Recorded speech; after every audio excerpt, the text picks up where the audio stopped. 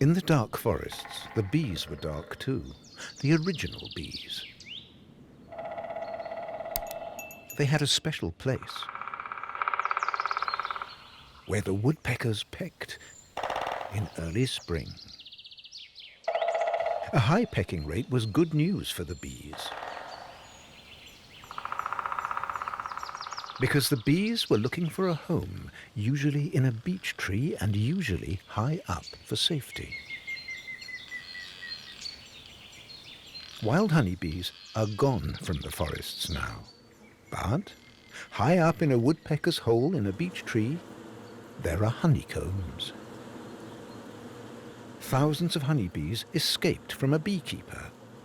They have managed to survive a whole winter in the wild, expelling wax via glands in their abdomens. They built the combs.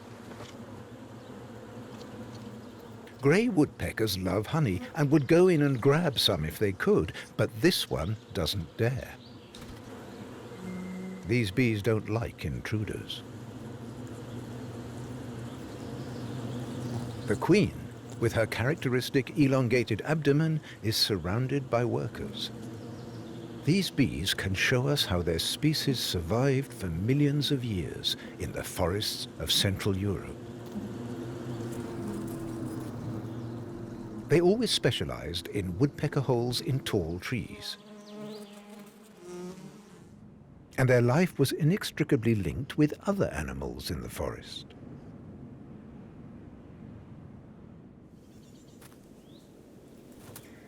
Woodpeckers are their most important neighbors. These forest carpenters build homes not just for themselves, but for other species too. Black woodpeckers build the biggest holes, almost always in a beech tree.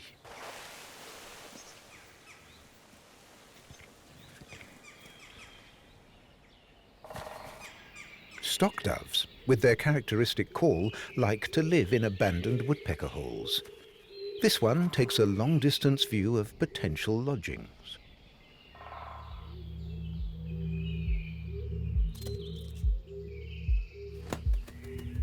And then moves in for a closer look. But the original builders are planning to start a family here.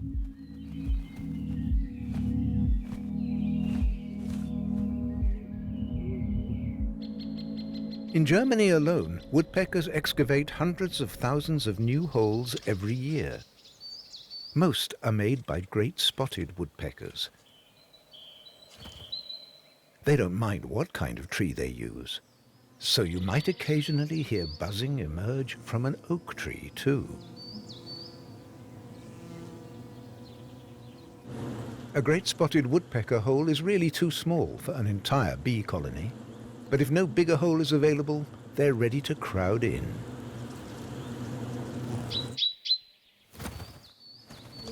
A great tit is looking for a nesting site too, but this one's already taken.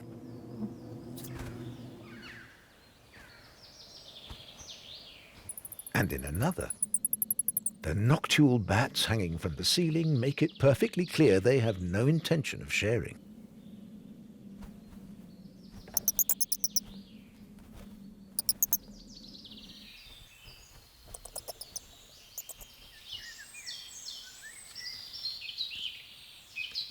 This nuthatch, on the other hand, has managed to take over an empty woodpecker hole. He closes the entrance with drying mud to make sure that only he can get in. The original excavator isn't exactly pleased.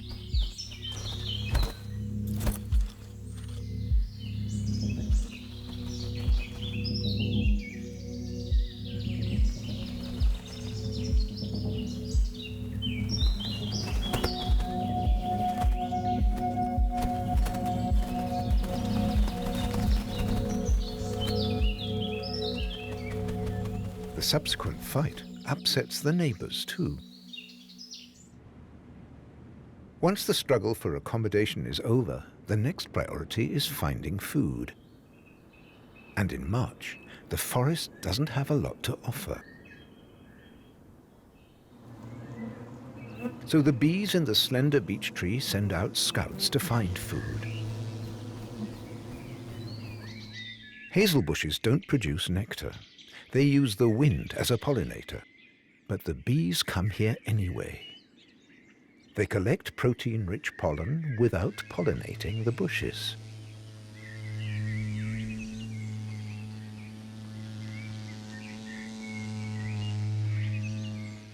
The workers comb the pollen from the catkins, storing it in saddlebags located on their rear legs.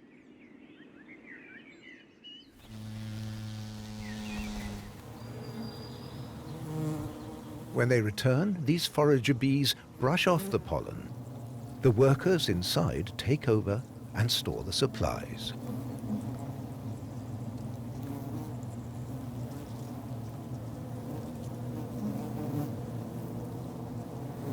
Pollen is the main food for the bee larvae. These adult winter bees are several months old now and will soon die. But the energy-rich pollen they've collected will feed the coming generation of summer bees. Of all of them, only the queen bee lives through a whole year. Each of the breeding cells contains one egg. A tiny, maggot-like bee larva hatches from each egg and starts growing fast. They're only directly fed for a week. Then the workers cap the cell with wax and the metamorphosis happens. After 12 days, the new generation bites its way into life. Newly hatched bees are covered in fine silver-grey hairs, which they clean and dry thoroughly before starting their work in the hive.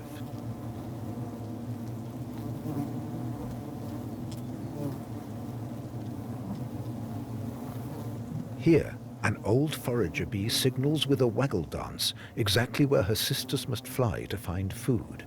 This behavior has been passed on through generations of honeybees. But the wild dark bees, the original holders of this knowledge, have disappeared. It's thousands of years since humans brought honeybees out of the forest and domesticated them.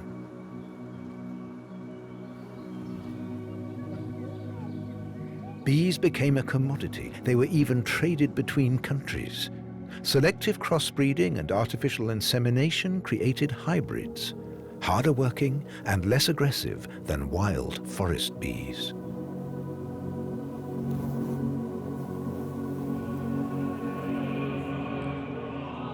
The 1970s sealed the fate of the wild honeybee.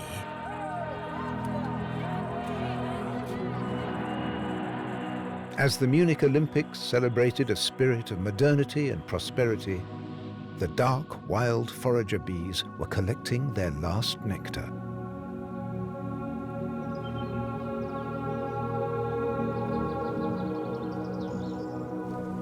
Wild bees were systematically killed, so they couldn't mate with more productive domesticated ones. When the last fully wild colony disappeared in 1975, wild bees were extinct in Germany.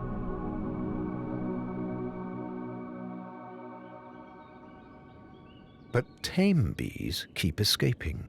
They take up temporary residence in the forest, in the place of their wild forebears.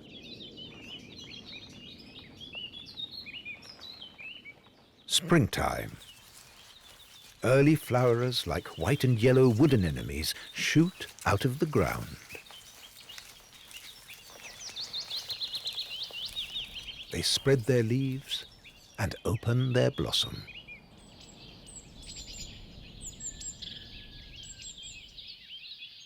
An amazing annual feat. Bees fly to the carpet of blossoms 100,000 times for a single kilo of honey, pollinating the wood anemones in the process. Each plant is both male and female, with stamens and ovaries.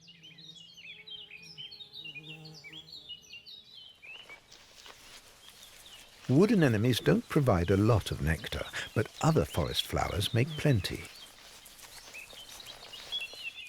The holewort produces a great deal of the sweet syrup. There's just one problem. The nectar lies hidden deep in their hollow blossoms, difficult for the honeybee's short proboscis to reach. With pollen in their pockets and nectar in their stomach, the forager bees return to their hole. In one day, the foragers can gather up to 1 kilo of supplies. They regurgitate a part of their nectar and pass it on to the honeymakers.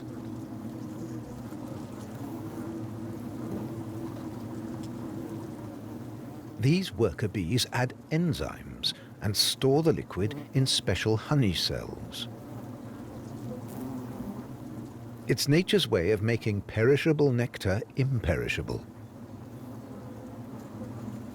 In a single summer, a strong colony can conserve up to 100 kilos of honey. That takes the nectar of 100 million blossoms. Once the cells are full, the worker bees seal them with a waxen lid.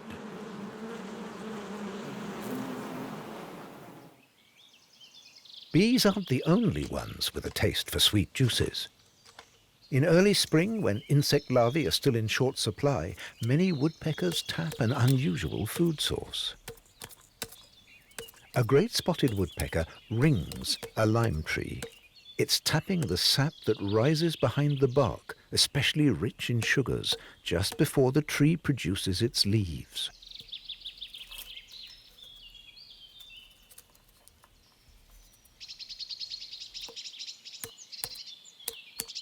Exposed to the air, the lime tree sap thickens into a syrup. The woodpecker can take his time circling the ring, licking up the energizing liquid.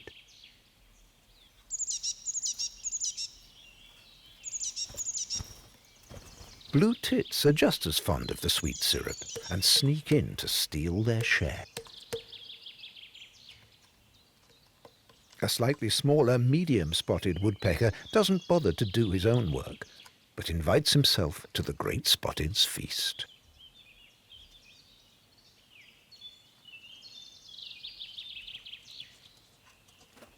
And these birds need plenty of energy just now. It's the mating season.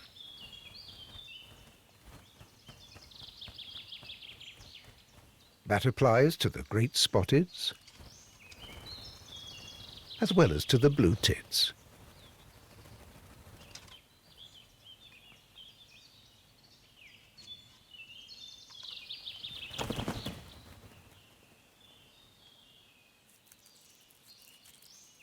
Some of the smallest forest inhabitants turn up too, to get their share of the sugars of the ringed lime tree.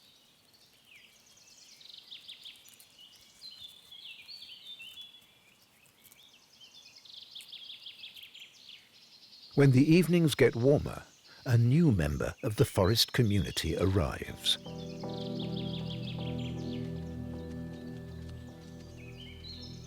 A freshly hatched Tau emperor moth with his feather-like antennae grips the bark as his wings unfold. As a pupa, he lay motionless on the forest floor for a year, waiting for his few hours of life as a mature moth.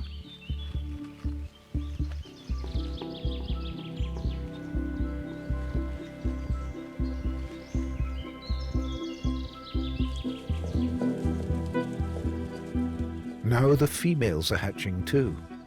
They have thin, wispy antennae.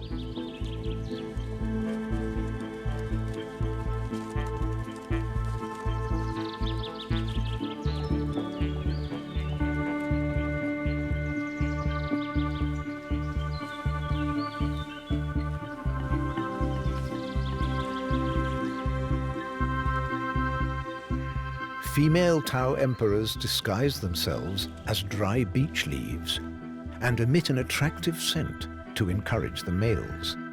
That explains why the males have such generous antennae.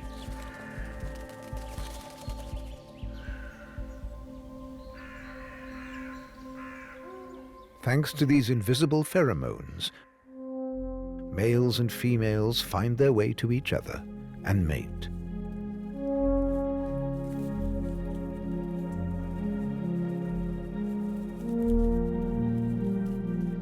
Hours later, the female will lay her eggs and die.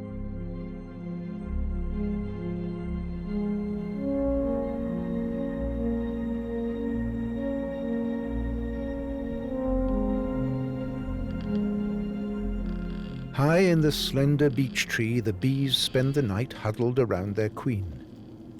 Together they keep the hive warm. Out in the open, the cold would kill them. The winter bees simply wait it out, but the younger summer bees thrust their head and thorax into an empty cell and wind down their metabolism to save energy. This way they can sleep for hours at a time.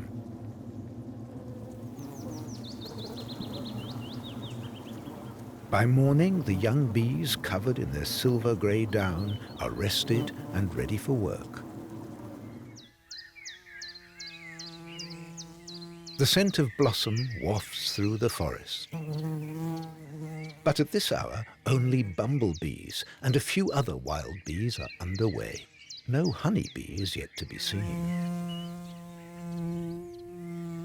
Bumblebees can raise their body temperature to 38 degrees Celsius, and so can be active in the cool morning hours, as these images from a thermal camera show. The brighter the picture, the higher the temperature. The bumblebees are so warm, they even raise the temperature of the blossoms they visit, like these common lungworts.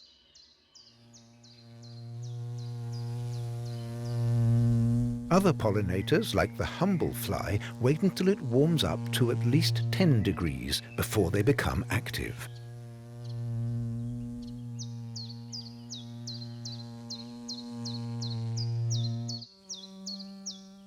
It's the same for the honeybees, the late risers among the pollinators.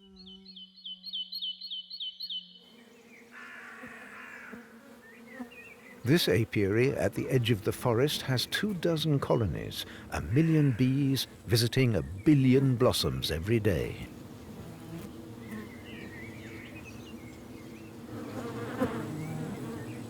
A veritable army of domesticated bees collecting pollen and nectar within a radius of just a few kilometers. The beekeeper has marked every queen with a colored spot to make her easier to find. She repeatedly dips her posterior into an empty breeding cell to lay an egg, more than 1,000 times a day.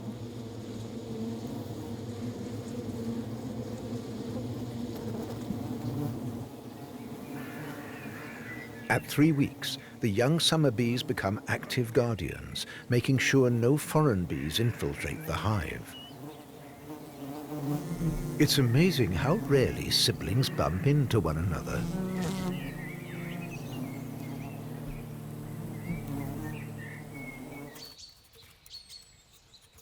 "15 meters up, the great black woodpecker's nest sees new activity.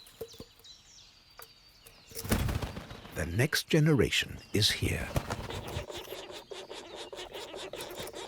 The parents bring insects to the nest deep inside the tree. Under the eye of a starling, the female woodpecker climbs down to feed her chicks,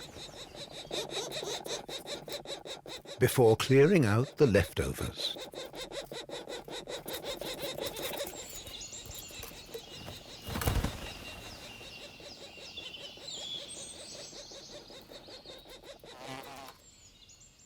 The mini woodpeckers are constantly exercising their long tongues.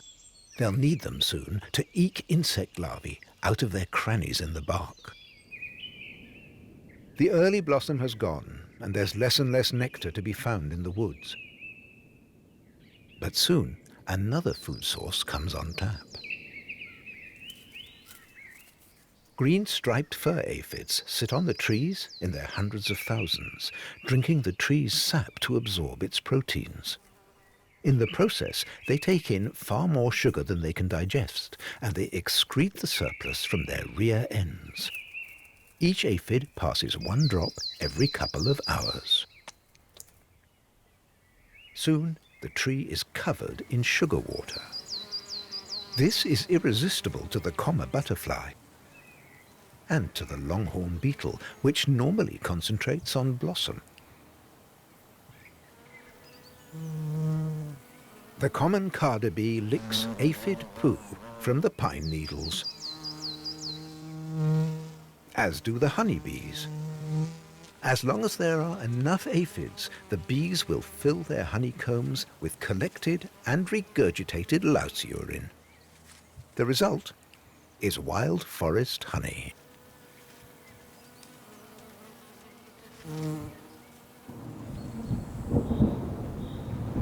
The heavily laden foragers return to the hive.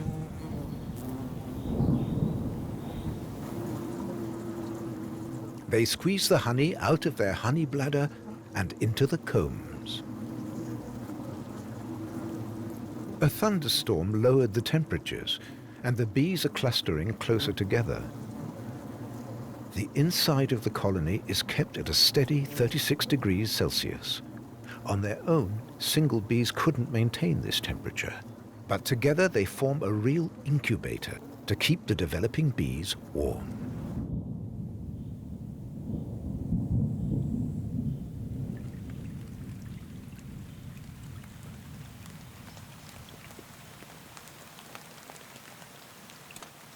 Black woodpeckers, on the other hand, don't have a problem with tumbling temperatures. They can find food for their young in any weather. In their nest, the chicks are snug, warm, and dry.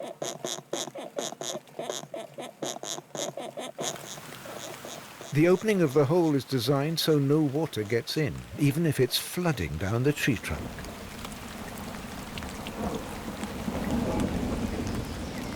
Forests can store enormous amounts of water that eventually evaporates from the leaves. That creates a perfect microclimate for plants, fungi, and animals. And now the birds are kept busy.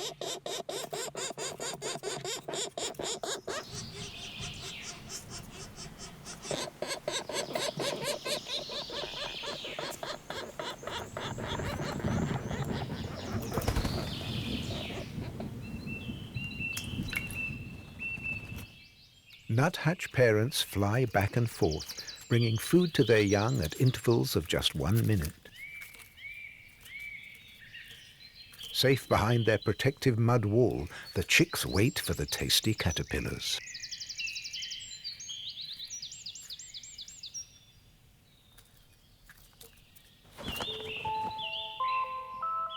The offspring of the Tau emperor moth are on the move in the canopy of the beech trees.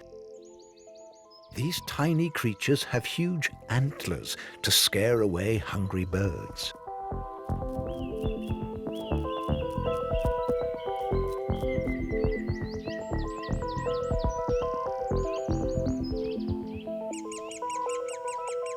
There's food for everyone in these mixed forests. The chicks of the great spotted woodpecker never stop demanding more. One chick is always on chirp guard, calling out at the entrance to the nest, urging the parents to stay close and keep delivering food.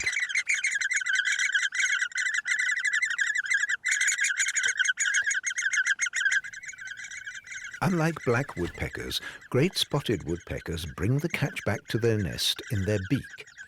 They don't carry the food in their crop.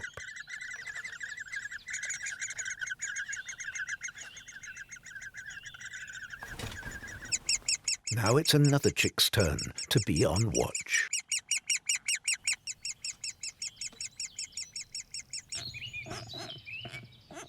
Meanwhile, the black woodpecker's young are big enough to scramble up to their parents to be fed.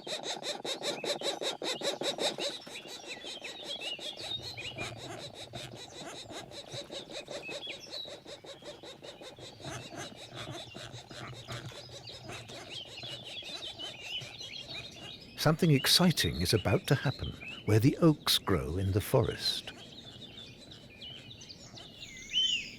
The bee colony is getting ready in its cramped hive. There are now 50,000 worker bees in this nest. There's not enough room for them. The colony has grown too big.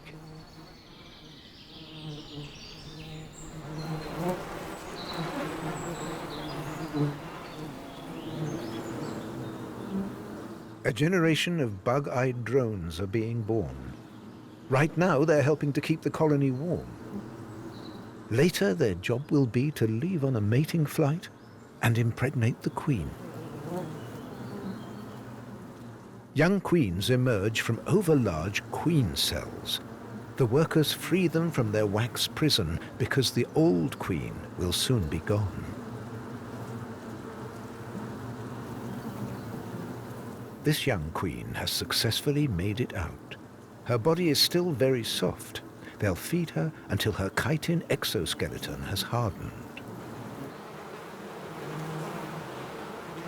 Now the old queen gathers hundreds of attendants around her. Half the colony swarms out of the hole in the oak, starting the search for a newer, bigger home.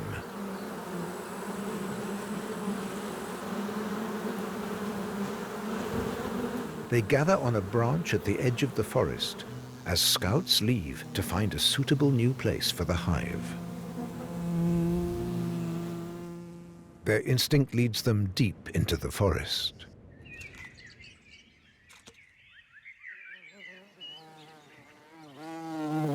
A number of scouts conclude simultaneously that this location is occupied.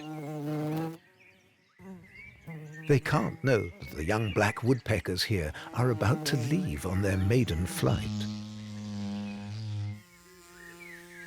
But then they discover another uninhabited hole in the thick trunk of an elderly beech tree. They'd be safe from predators here. When more than a dozen scouts report back about the same hole, the swarm sets off. Thousands upon thousands of worker bees follow the scent markers and land on the old beech tree, where their sisters are waiting beside the entrance.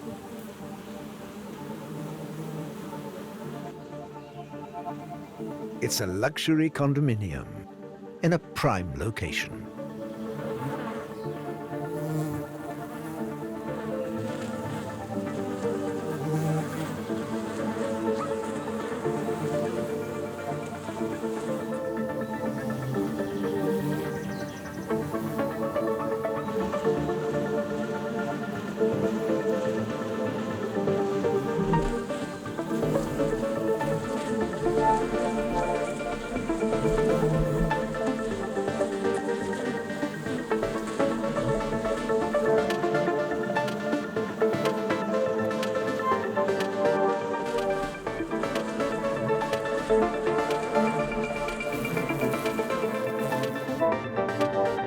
The bees are remodeling the whole place from scratch, building honeycombs, laying eggs, collecting nectar, creating a brand new hive. A wax chateau with stunning interior design.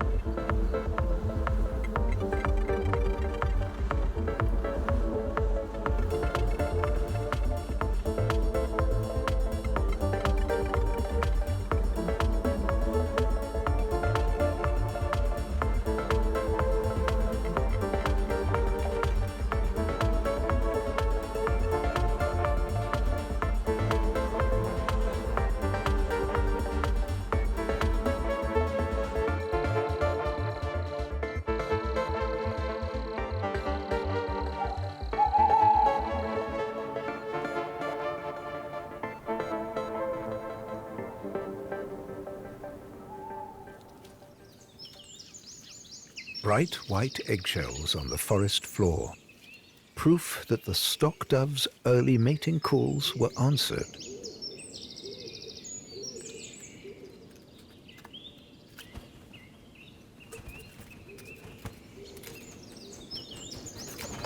The forest's black woodpeckers hammer out about 10,000 holes every year. Pigeons and other tenants use them all year round. And yet these homes are still in short supply because today's managed forests often have a shortage of older trees.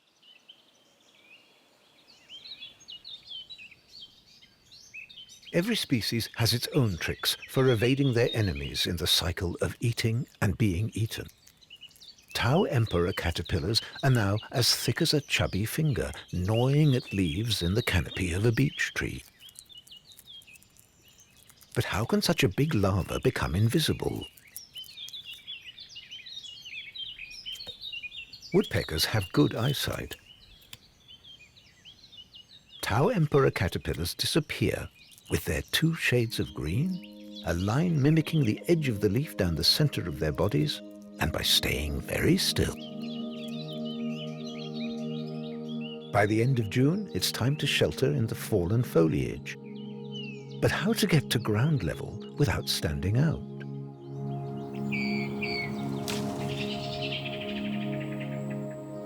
On the principle, just close your eyes and jump. Their armored exterior and piles of old leaves protect them from harm.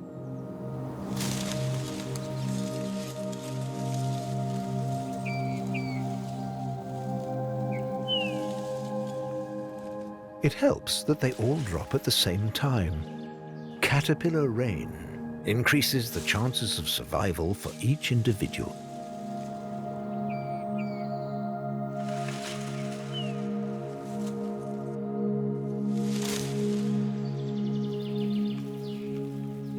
Each then finds a hiding place beneath a leaf on the forest floor.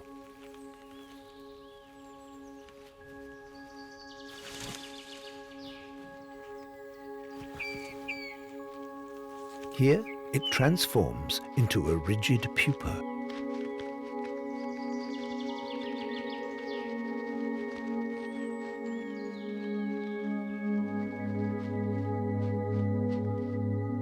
And it will stay here, hidden from prying eyes, until next April.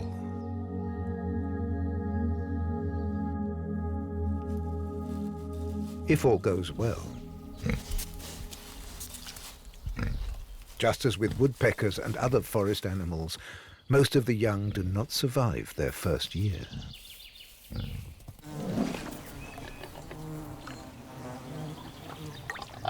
In July, it starts to get hot.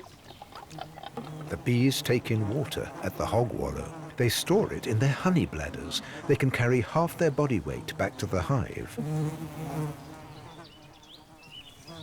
The swarm has settled in nicely. Thousands of workers have already hatched. The foragers distribute the water around the hive. It evaporates and cools the interior when the temperature threatens to rise above 38 degrees. The queen needs a perfect temperature to produce enough offspring. Hundreds of young bees every day that rest their heads in empty cells before going out to work.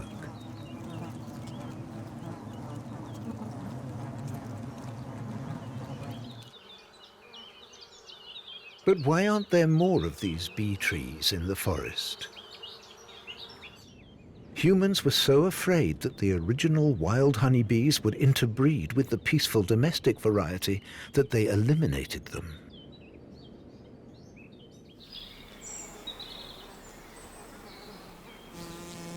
But then why haven't escaped domestic bees established themselves permanently in their place? It's not because there's too little food. The forager bees from the slender beech have filled their honey bladders with nectar from the lime trees. They give their nectar to the nurse bees. Everything is running smoothly. But something is not right. A honey thief has moved in.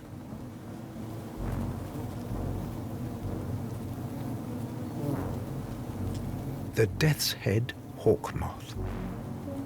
One of the biggest and heaviest moths in the world, creates a chemical compound that imitates the scent of bees in order to remain undetected.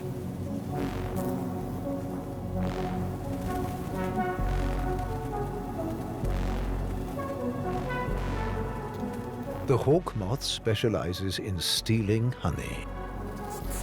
Its proboscis is the wrong shape to suck nectar from flowers.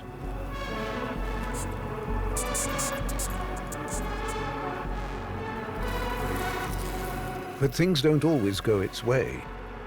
This colony is still strong enough to attack the intruder. If they sting the moth repeatedly, its fate is sealed.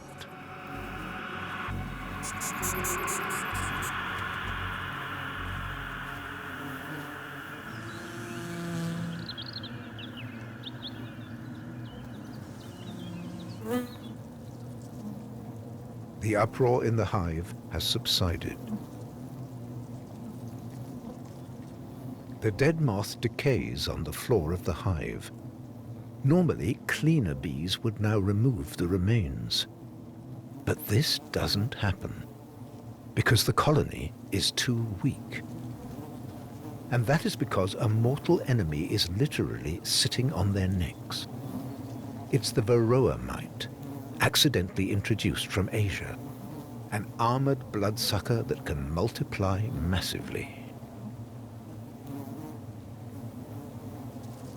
The bees don't seem to be aware of the problem, and so they can't develop a way to free themselves from the parasites.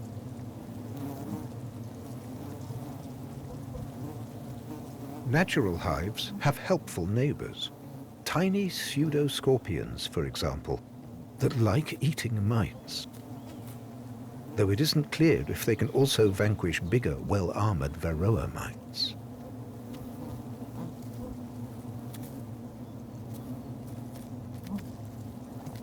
The invasive mites are vectors of disease. They have weakened this colony so much that it can no longer maintain its temperature. Empty honeycombs speak for themselves. To survive the winter in this tree hollow, the bees need to produce at least 30 kilograms of honey.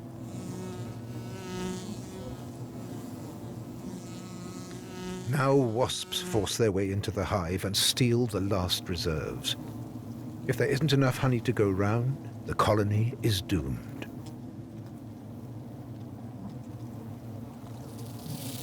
Again and again, the bees' defensive instincts are aroused.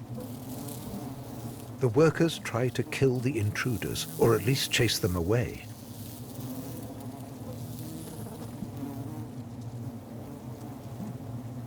But the colony, once so strong, is getting weaker and weaker.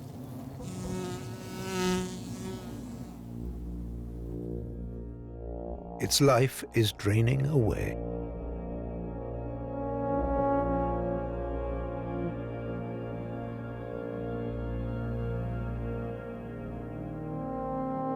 The miracle of the beehive must give up its place in the tree trunk. But still, this space is full of life.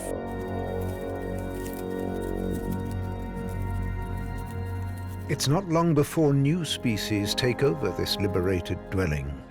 Some just for a short time, others are here to stay.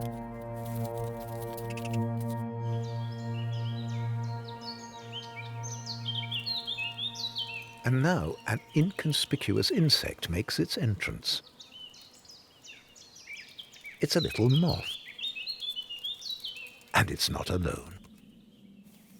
An abandoned beehive full of honeycombs. A wax moth could hardly imagine anything better. Wax moth larvae don't eat leaves like other caterpillars. They eat wax. They specialize in abandoned honeybee nests.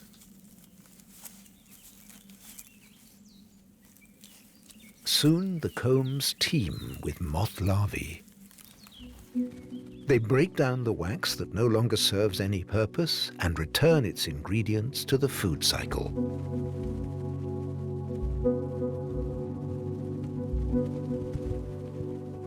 The combs transform into a honey-scented cocoon, where the caterpillars change, first into pupae and then into flittering moths.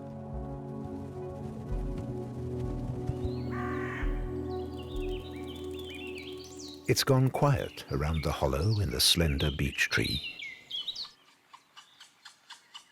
Not so at the black woodpecker's treehouse. The parents feed their chicks for the last time at the entrance to the nest.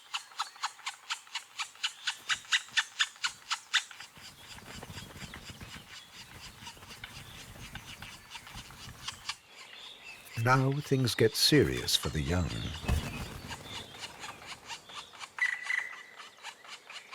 Their parents tempt them out.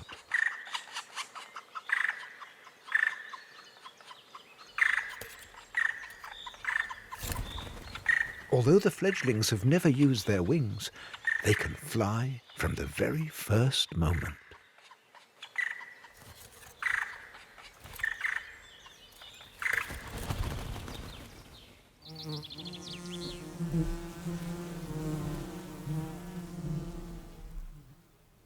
Back in the old, broad beech tree, the colony that recently moved in is flourishing. In their hollow, they've stored 50 kilograms of sweet winter supplies, packed from floor to ceiling, the work of innumerable forager bees. The behavior of these bees is remarkable. They clean each other intensively. If the bees that show this behavior most strongly survive and learn to eradicate mites, they may even have a chance of fighting varroa, making a permanent comeback here in the wild. Beekeepers too would benefit from bees that survive without chemical treatment. And so would others, like a wingless little fly, the bee louse. It shares bees' homes, sometimes steals honey and reproduces here. But it doesn't harm the bees like the varroa does.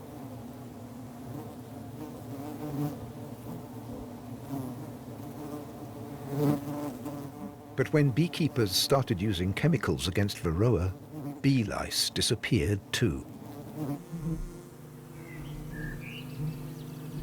With the chemicals taking over, domestic bees are no longer under the pressure of natural selection, and so they have lost their cleaning instinct. It's a vicious circle.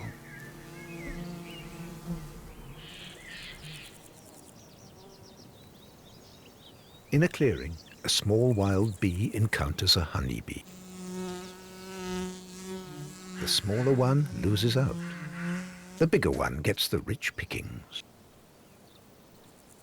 In nature, might is often right. Blackberry blossom, an abundance of nectar and pollen.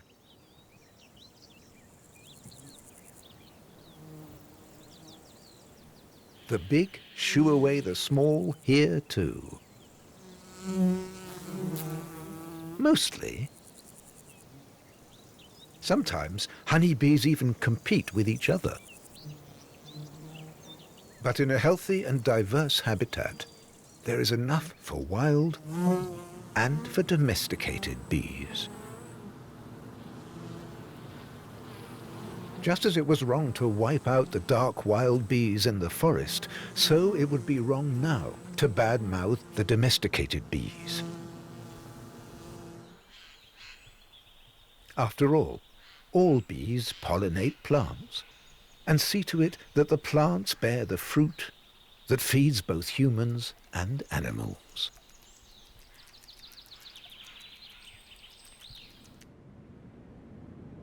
For the bees in the broad, aged beech, great changes are on the way. From this point on, the colony depends entirely on its stores. The forager bees are no longer needed. A new generation of winter bees has hatched, and they will keep the colony alive and warm until spring. The young workers waste no time in dealing with the old, worn-out summer bees. They pinch them and bite them, throwing them, dead or alive, out of the hive.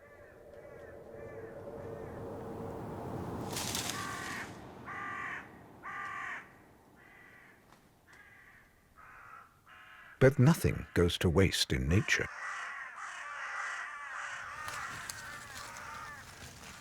Scavengers, like the leatherback ground beetle, won't turn their proboscis up at discoveries like this. Some dead bees still have honey in their honey bladders. Tens of thousands of bees are born and die each year in a beehive, a rich source of nourishment.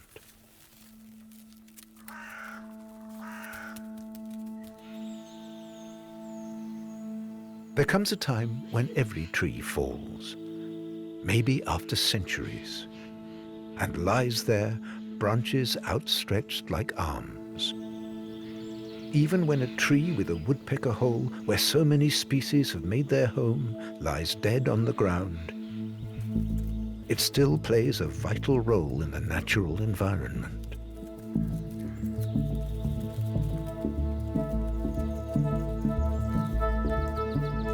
Any number of tiny creatures take over the fallen tree.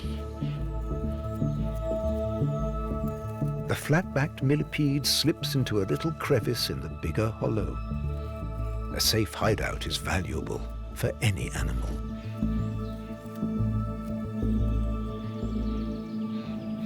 Insects and their larvae are a much-desired food source. That's why black woodpeckers like coming back here.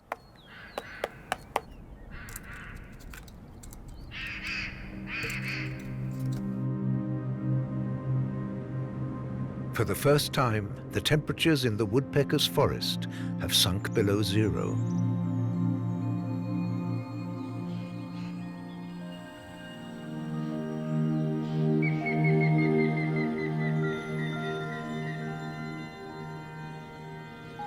The bees in the elderly beech have come together in a winter cluster, keeping the temperature at a constant 20 degrees, warm enough to stay alive, protect the queen, and keep the honey liquid.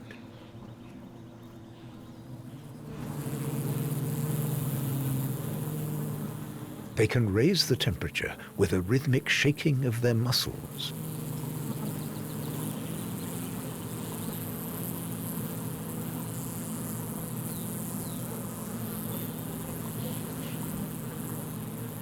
Now they have barely enough energy left to fly or to sting.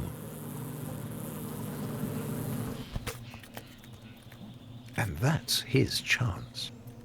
The grey woodpecker instinctively knows that kilos of honey are hidden here, even if he's never encountered bees in a hollow tree in the woods before, because there are so few left. Every child knows how important honeybees are for us humans. But we're only beginning to recognize their role in wider natural cycles. Wherever a grey woodpecker steals honey from an ancient beech tree where bees live together with bee lice and pseudoscorpions, nature is still, or once again, intact. Here in the forest, where bees can be wild.